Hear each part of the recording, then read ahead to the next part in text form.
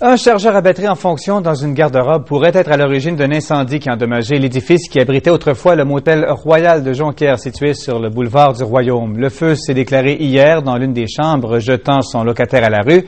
Ce n'est toutefois pas le seul événement qui est survenu sur place hier. Un autre individu s'est manifesté.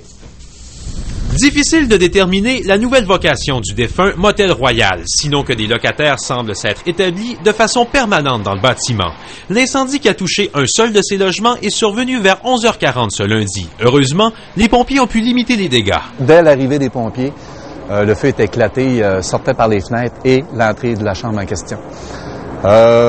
Les pompiers ont procédé rapidement, je vous dirais, à l'extinction.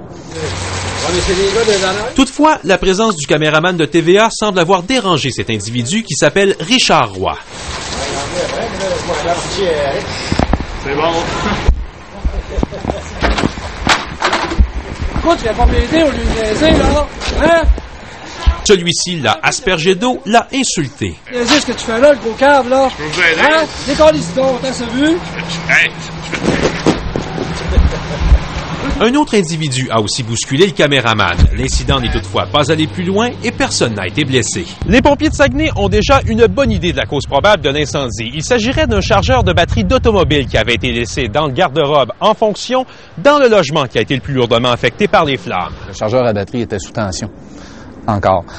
Maintenant, est-ce que c'est la défaillance du chargeur comme tel ou c'est le fait que les deux pinces étaient sous tension et peut-être qu'il y avait du combustible avoisinant ces pinces-là sous tension. Il n'est toutefois pas illégal de conserver un tel équipement de cette façon, mais cette façon de faire est discutable, admettent les pompiers. Il faut mentionner que c'est assez particulier comme endroit. Maintenant, je vous dirais que l'enquête n'est pas terminée.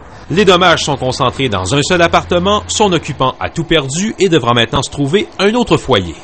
Louis Martineau, TVA Nouvelles, Saguenay.